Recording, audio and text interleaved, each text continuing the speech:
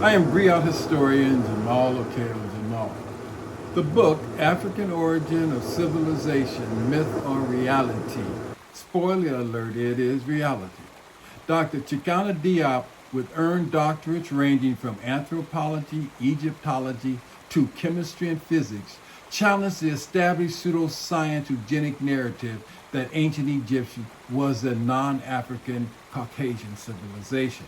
Dr. Diop, with copious facts and evidence compiled in his books, prove without question that ancient Egypt was founded and populated by an indigenous black African civilization.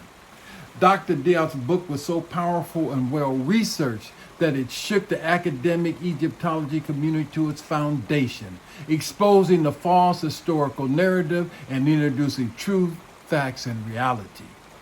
As did Dr. Diop, I will begin with the classics, the ancient Greeks and the father of in history, Herodotus.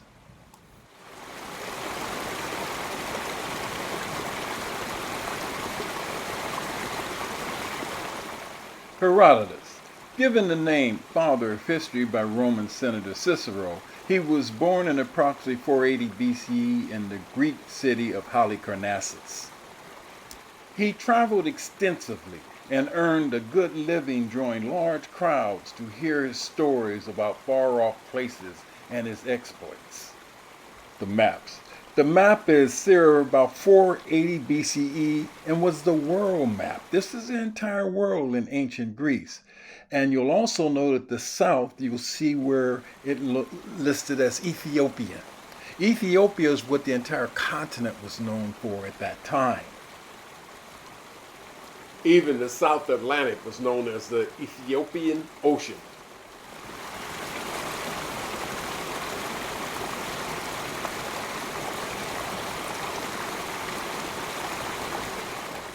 And note, as we look at the northwest region of the 430 BCE ancient Greek map, you observe that the British Isles are yet to be discovered in an unexplored region. In 450 BCE, Herodotus would visit Egypt, traveling the Nile, noting the customs of the Egyptians, foods, garments, their homes, and their appearance. This is just one of the several passages in his book, The Histories, in which he writes about the Egyptians. It is undoubtedly a fact that the Caucasians are of Egyptian descent. I found that the Caucasians remembered the Egyptians far more distinctly than the Egyptians remembered them.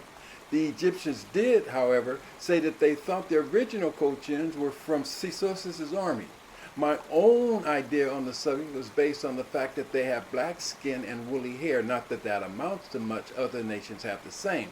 And second, and more especially, on the fact that Caucasians, Egyptians, and Ethiopians are the only races which come from ancient times have practiced circumcision. The question begged to be asked, where is Kochi? Today is a semi-autonomous region of Abkhazia, located on the east coast of the Black Sea between the countries of Georgia and Russia. Yes, there are villages in Abkhazia where once called Black Russians reside, and whether their history spans 200 years or goes back 2,500 years would be for another video.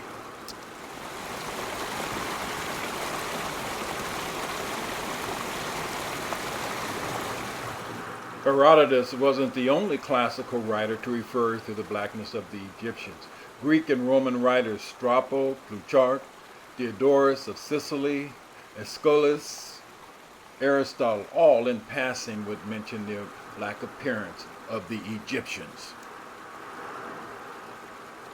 Awakening out of the fog of the Dark Ages, the 17th and 18th centuries, Europeans began traveling in the Ottoman Empire with the destination being Egypt, land of wonders, massive pyramids, and the giant Ethiopian head growing out of the desert sand. In 1610, George Sandys, a distinguished poet and traveler, journeyed to Egypt, and his drawings and descriptions became a sensation, starting a flood of Europeans, which included tourists and grave robbers traveling to the Nile River Valley. Sandy's description of an ancient black civilization on the Nile was validated by other travelers in the 17th, 18th, and early 19th centuries, including Count Constantine de Volney of France.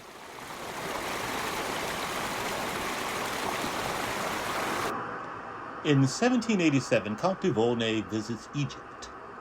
The Egyptians whose civilization is greatly admired in Europe were not white. I visited the Sphinx, and on seeing that head, typically Negro in all its features, it's clear ancient Egyptians were born Negroes of the same type as all native-born Africans. De Volney continues. This race of black men, today our slave and the object of our ridicule scorn, are the very people which we owe our arts, sciences, and even the use of speech. Just imagine, my countrymen, who call themselves the greatest friends of liberty and humanity, approve of the most barbarous slavery, and question whether black men have the same intelligence as white. Pavant, known as one of the finest artists in France, his drawings were like a photo 30 years before the advent of the camera.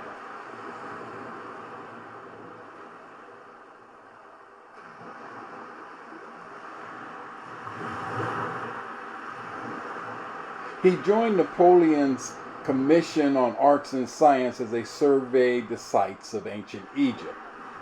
He arrived on the Giza Plateau in 1799 and stood stoically staring at the giant Ethiopian head growing out of the desert sand, and he began writing what his eyes gazed upon. Its proportions are colossal. The outline is pure and graceful. The expression of the head is mild, gracious, and tranquil. The character is African, but the mouth, the lips of which are thick, has a softness and delicacy of execution truly admirable. It seems real life and flesh. Art must have been at a high pitch when this monument was executed. Justice has been rendered to the fine simplicity and character of nature, which is displayed in this figure.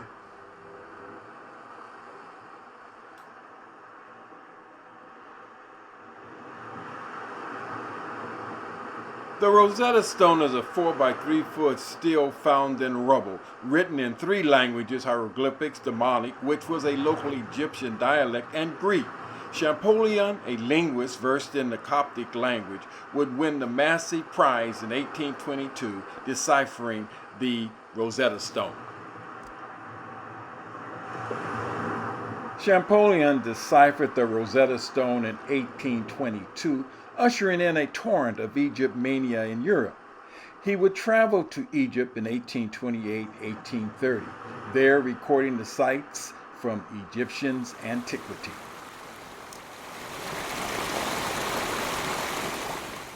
The first tribes that inhabited Egypt, that is the Nile Valley between Syene, Aswan, and the sea, came from Abyssinia and southern Nubia, Senna. The ancient Egyptians belonged to a people quite similar to the present-day inhabitants of Nubia. Jean-François Champollion, 1828.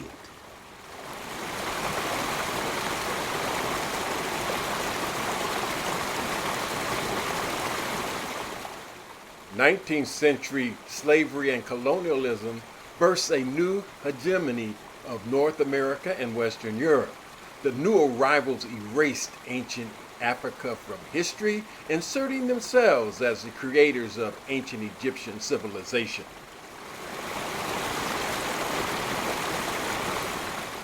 When German philosopher George Wilhelm Hegel wrote, "Africa has no historical part of the world," he laid the foundation for a political narrative that would span the next 150 years, methodically erasing Africa from history. Africa has no history and did not contribute to anything that mankind enjoyed. George Wilhelm Friedrich Hegel. From Hegel's perspective, Africa is said to be unhistorical. underdeveloped spirits still involved in the conditions of mere nature, devoid of morality, religions, and political constitution. To hence, he holds that there is a justification for Europe's enslavement and colonization of Africa. George Wilhelm Friedrich Hegel.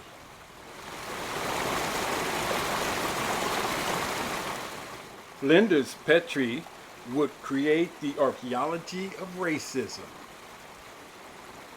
Colleagues Petrie and Sir Francis Galton were disciples of Darwin's human evolution theory, with the apex of the pyramid occupied by the Nordic Caucasians. Galton would coin the term eugenics in 1881, and Petrie would lead archaeology, anthropology, and Egyptology down the unscientific rabbit hole of eugenics in an effort to find a Nordic origin of ancient Egypt. Galton and Petrie would introduce biometrics, meticulously measuring skulls, thousands of skulls from Upper Egypt, to validate the Nordic claim that they were the founders of Pharaonic Egypt. Sir Francis Galton would also state that his research confirms that intelligence is determined by skull shape and size.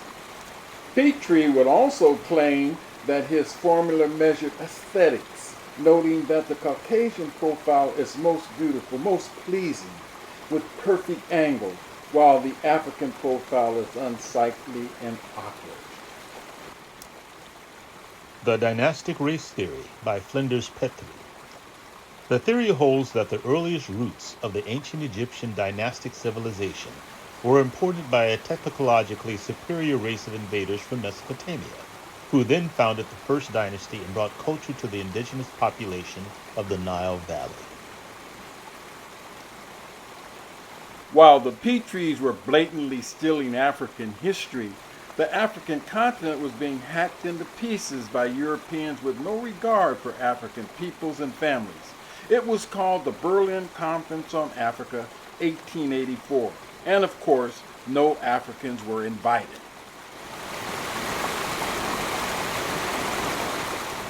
Cecil Rhodes, later of Rhodes Scholarship fame, subscribed to eugenics, international survival of the fittest. The superior nations had a right to take what they want, and with Britain at the pinnacle of those nations, they could take it all. We're taking it all, from Cape to Cairo.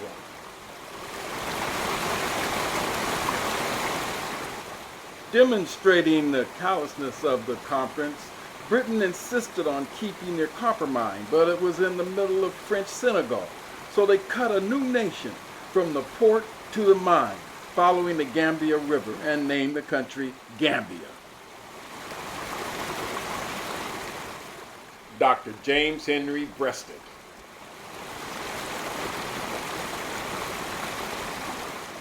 Dr. James Henry Breasted was America's first Egyptologist. He received his PhD in Egyptology from the University of Berlin in 1894. It was the most prestigious institution hosting the subject. Breasted would chair the Egyptology department at Chicago University and eventually be chairman of the Oriental Institute at the University of Chicago. According to Breasted, Egypt was the greatest of all ancient civilizations. It was in another class from Mesopotamia.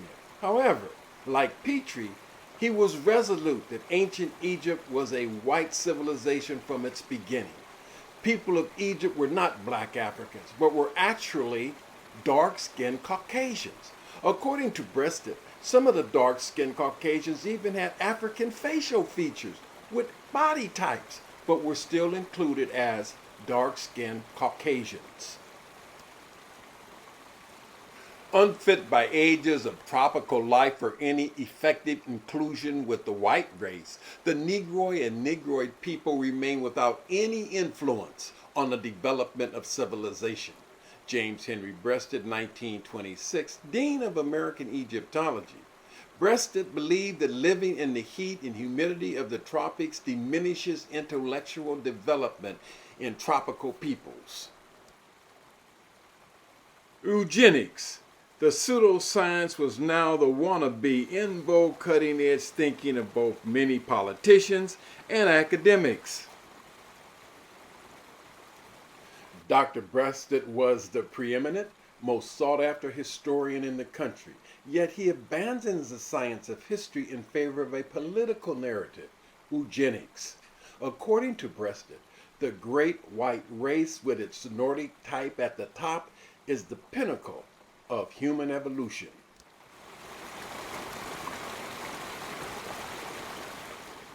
James Breasted's book, Ancient Times, A History of the Early World, became standard in most U.S. high school classrooms. Students learned of the Fertile Crescent, a term created by Breasted and the University of Chicago, moving Egypt out of Africa and making it part of the Near East or the Middle East, something other than Africa. Egypt disappears from Africa. When I was in school, going to the library to find a book on ancient Egypt, I wouldn't find it in Africa. You'd find it shelved under the Middle East or Near East or Oriental Studies.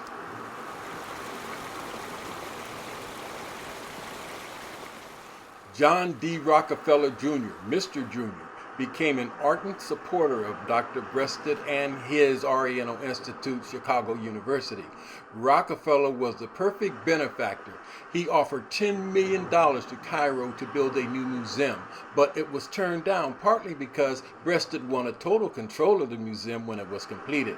Mr. Jr. donated $5 million to the Oriental Institute for college tuition or funds for publishing students who find ancient Egypt to be white. Dr. James Breasted, historian and anthropologist, became Time Magazine Man of the Year 1931. Dr. Arnold J. Toynbee.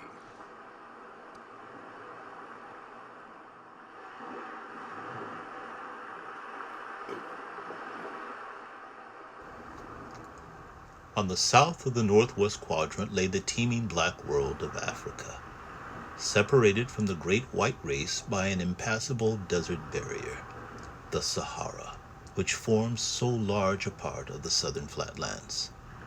Thus isolated and at the same time unfitted by ages of tropical life for any effective intrusion among the white race, the Negro, and Negroid peoples remained without any influence on the development of early civilization. We may then exclude both of these external races, the straight-haired, round-headed, yellow-skinned Mongoloids on the east, and the woolly-haired, long-headed, dark-skinned Negroids on the south, from any share in the origins or subsequent development of civilization. The black race has not helped to create any civilization, while the great white Nordic race has created 9. Arnold J. Toynbee. Arnold Toynbee, Time Magazine Man of the Year, 1947.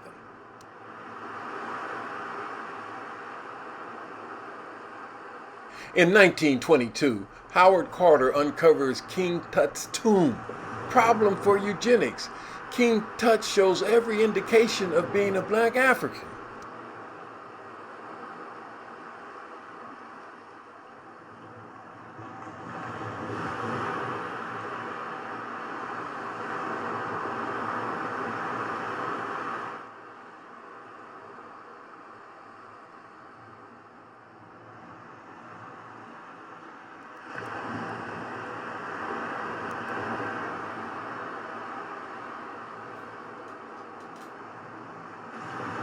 Dr. Charles G. Seligman, ethnologist and anthropologist. Races of Africa, C.G. Siegelman. Black Caucasians, Siegelman's Hamite hypothesis. Nilotic peoples occupy the Horn of Africa, Ethiopia, Somalia, ancient Egypt, and the pastoral peoples of the Nile Valley are dark-complected Caucasians. The true Negro are Bantu that occupy western southern Africa with Bushmen and Hottentot.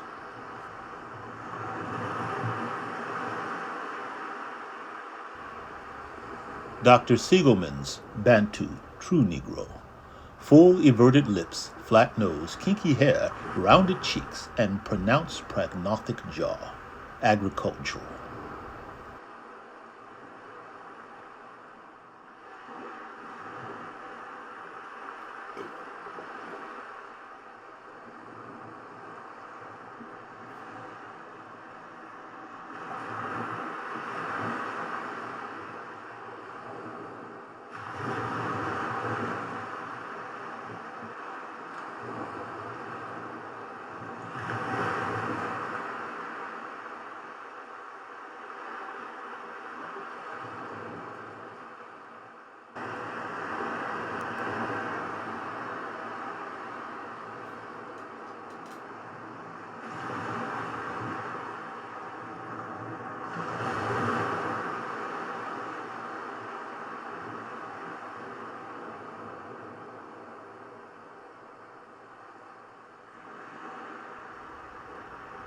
Dr. Siegelman's Nilotic Black Caucasians.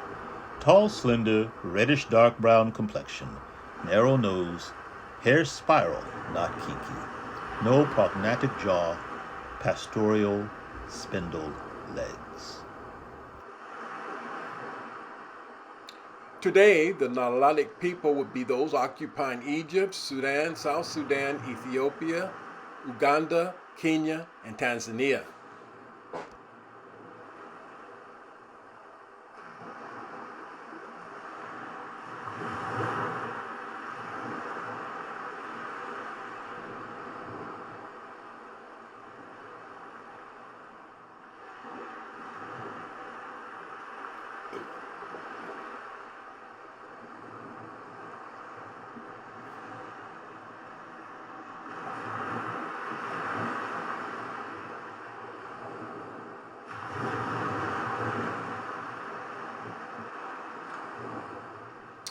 Fragmenting colonized people by language, religion, and culture is straight out of the British colonial playbook. They exacerbate the differences, creating animosity between groups, while the colonizer steals the natural resources and appropriates history and culture. Mr. Seligman writes derisively about full lips and prognatic jaw. This is only found in the true Negro, the Bantu. And of course, that's the group he puts on the lowest rung. His book, Races of Africa, first printed in 1930, was still in print in 1977 and can still be found in high school classrooms today.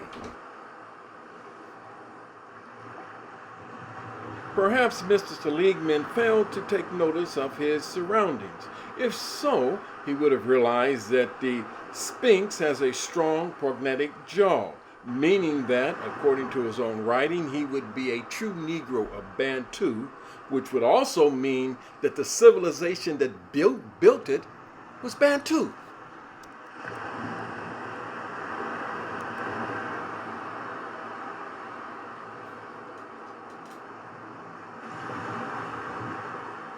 Pharaoh Cheikh of the 4th dynasty, 2500 BCE, like many Africans, doesn't have a prognatic jaw. The Great Sphinx does. Cheikh isn't the model for the Sphinx. The New York City Police Forensic Department, with a side-by-side drawing, reached the same conclusion. This is not the guy. The Great Sphinx is from a much older time.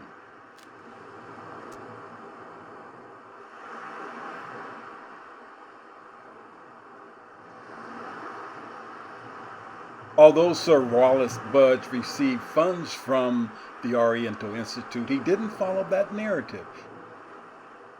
He maintained the science of history. He traveled the Upper Nile, Nubia, today's Sudan, and South Sudan.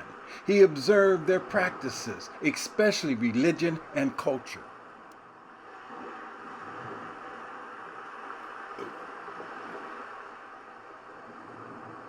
There is no doubt that the beliefs examined in ancient Egypt are of indigenous origin, practiced by people who live on the great rivers of East, West, and Central Africa.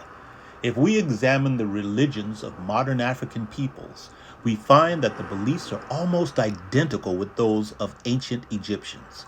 As they are not derived from the Egyptians, it follows that they are the natural product of the religious mind of the natives of certain parts of Africa.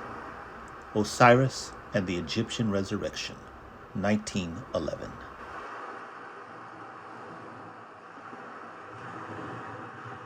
Bulge's beliefs of the origin of Egyptian religions was regarded by his colleagues as impossible, since all but a few followed Flanders Petrie.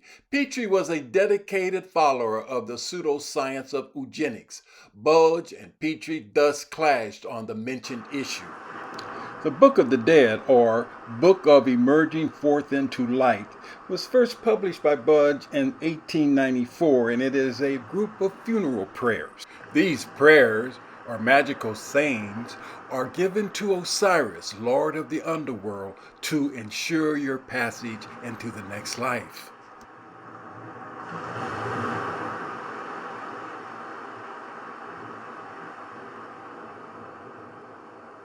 Along with the magical sayings and prayers, you must answer to Lord Osiris 43 negative confessions.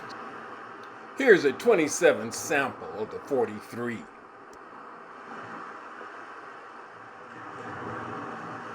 Numerous African nations today, like ancient Egypt, practice a matrilineal system, meaning that the lineage and inheritance are traced through the group's female member, and children are part of the mother's kinship group.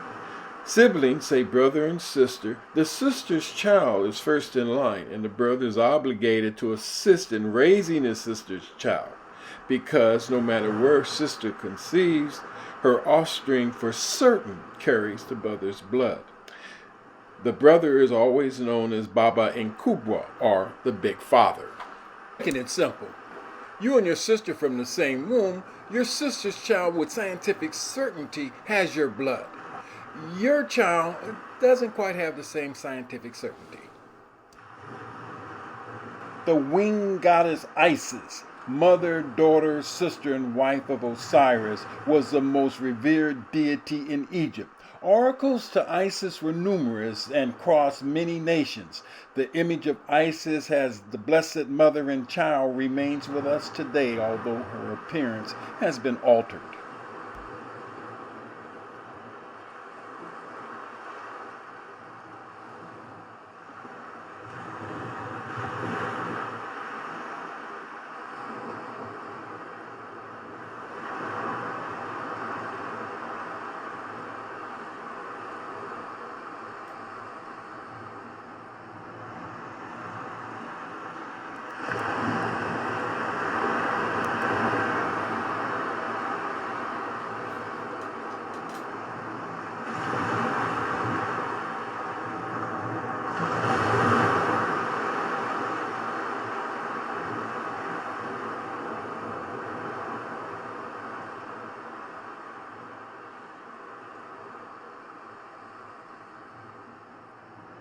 Along with religion and cultural connections, Bulge also found the sport of wrestling, often depicted on the reliefs in ancient Egypt, still very popular in Sudan, Nubia today. The sports page, ancient Egypt.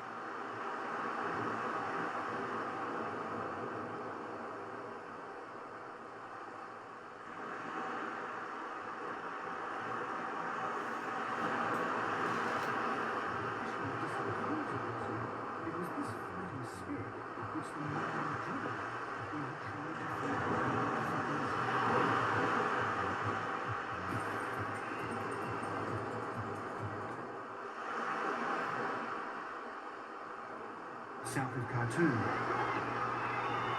And this is the traditional school. The wrestlers cover themselves with opium, and it's on.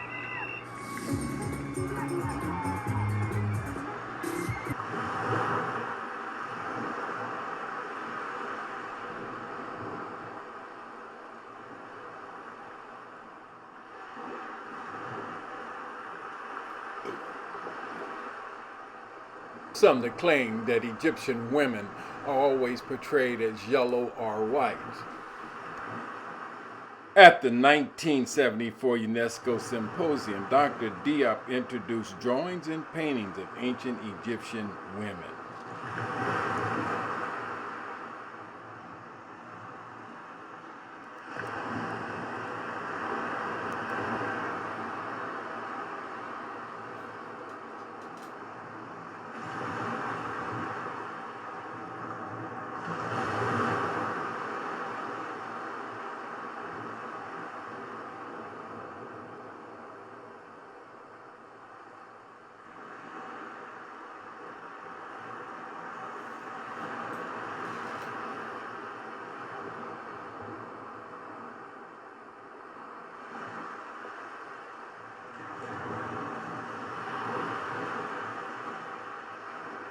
What hair would match this type of comb?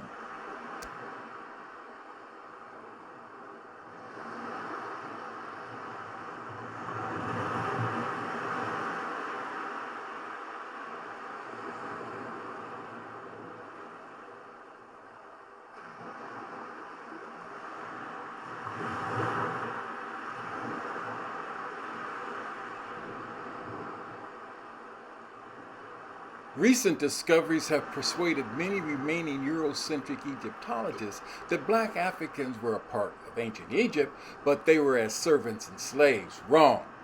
From 3200 BCE to 550 BCE, black Africans were a part of the ruling class and royal dynasties.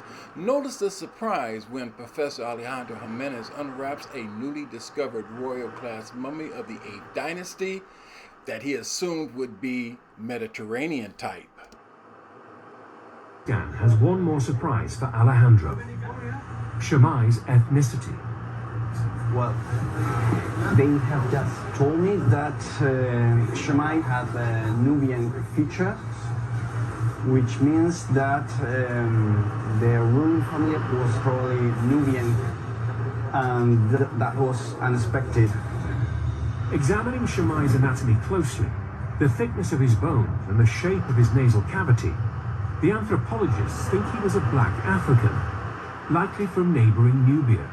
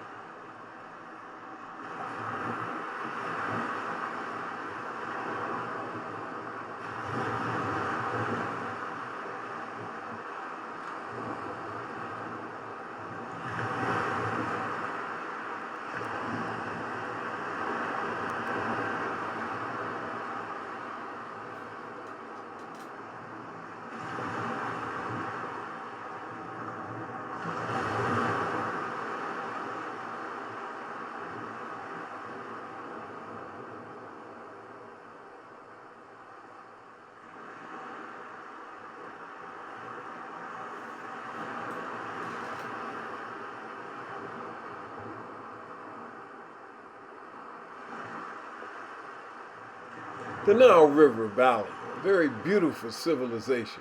Where did it all begin?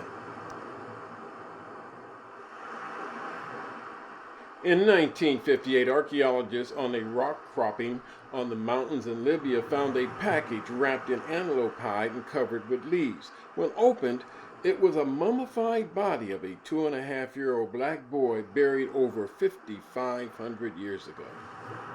The young boy was part of a Sahara civilization that mummified its dead with the same skill that we would find in ancient Egypt 1,500 years later.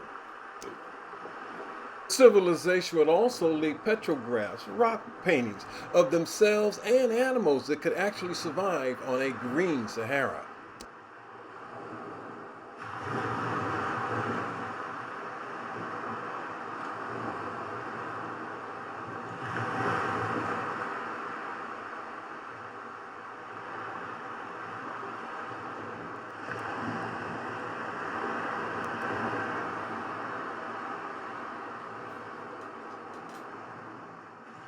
What proved to be just as significant, the civilization left shards of pottery. As the Sahara Desert began to dry of thirst, civilizations had to move to find more permanent water, and one destination was Lake Chad.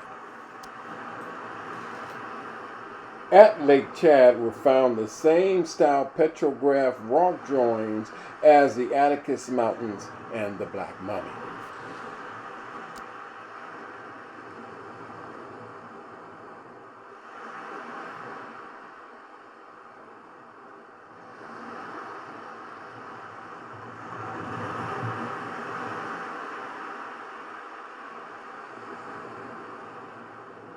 Also, pottery found at the Black Mummy site were found at Lake Chad and sites on the Upper Nile nearly 1,500 years before Pharaonic Egypt. Evidence shows that the ancient Egyptian civilization came together and grew out of the African civilizations that once occupied the Green Sahara. Called the Rape of the Nile, during the Egypt mania of the 19th century, anything and everything that could be ripped out was looted or stolen and hauled away. Most of the most iconic pieces of ancient Egypt are located in museums across Europe and North America.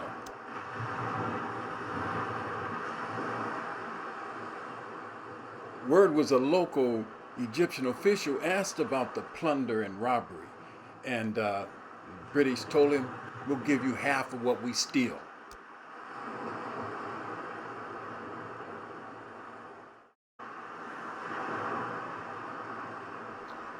At the Louvre in Paris, Akhenaten, 18th dynasty.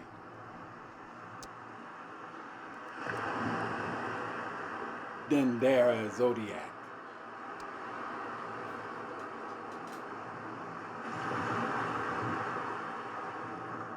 Osiris in the Grotto Louvre in Paris.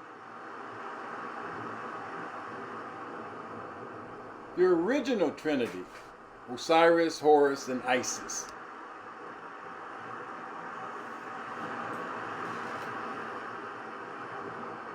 At the British Museum, you'll find the Rosetta Stone.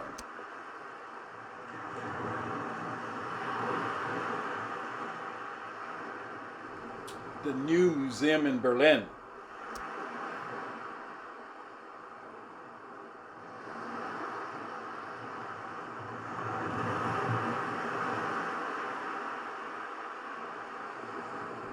Queen Tai and a contemporary relative.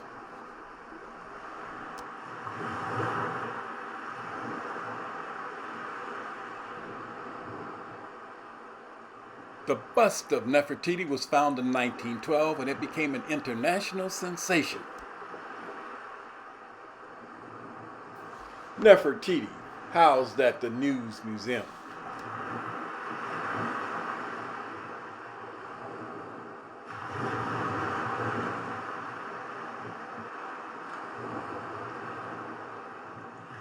The Egyptian Museum in Turin, Italy, has the largest collection outside of Cairo, Egypt.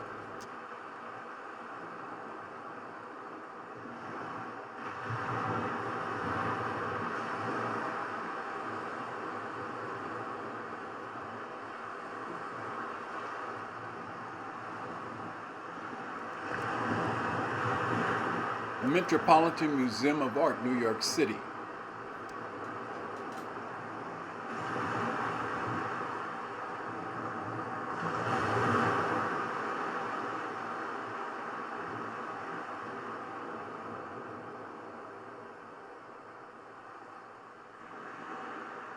Egyptologists, equipped with a ferocious erudition, have committed their well-known crime against science by becoming guilty of a deliberate falsification of history and humanity. Dr. Cheikh Anta Diop. In the 1974 UNESCO Symposium, Dr. Diop would explode into the political narrative of a Caucasian ancient Egypt like a hypersonic missile. At the 1974 UNESCO Conference on Egyptology, a fatal blow was dealt to the political narrative claiming a Caucasian ancient Egypt. Two African scholars, Dr. Cheikh Anta Diop and Théophile Obenga, with rigorous scientific evidence, dismantled 18 world-renowned Egyptologists who had received detailed instructions but came to the conference woefully unprepared. The African duo proved in 11 different categories that ancient Egyptians were indigenous black Africans. The question of what ethnicity were the ancient Egyptians, that was resolved at the historic International Cairo Symposium, January-February 1974.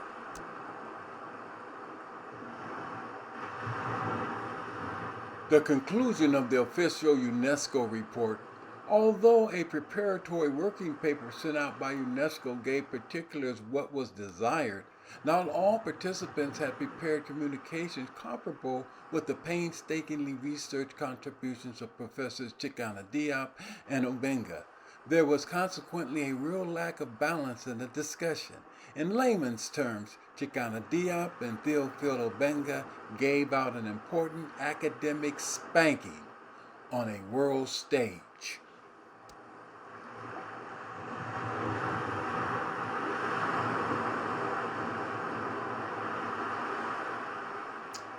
The separation of Egypt from Africa beginning nearly 2 centuries ago resulted from Egyptologists, historians, and anthropologists interpreting archaeological finds and physical remains through the prism blurred by the racism of the time. These views have persisted to this day despite overwhelming evidence that refutes them.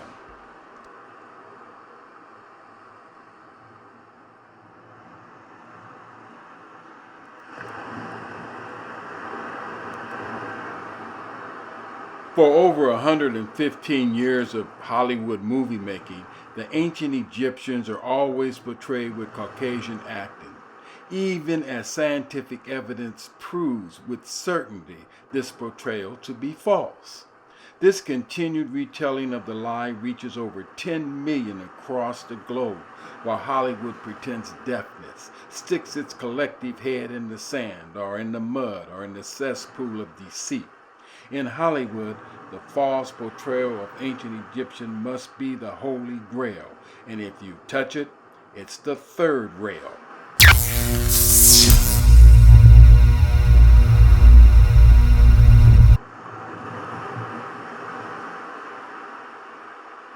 Eric von Daniken's book, Chariots of the God, listed as non-fiction, was a 1968 bestseller. A total of 7 million copies were sold in all.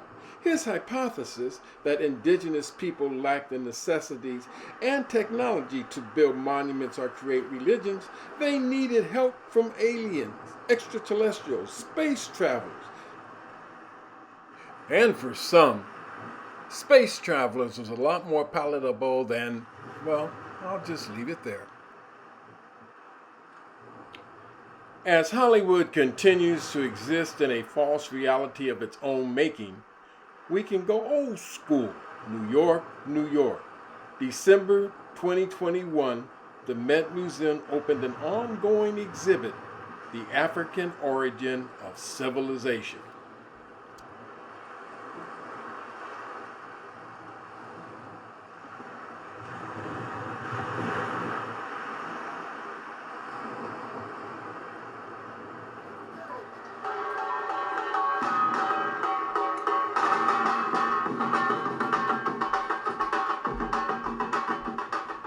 Dr. Cheikh Anta Diop, Mr. Senegal, Mr. Africa.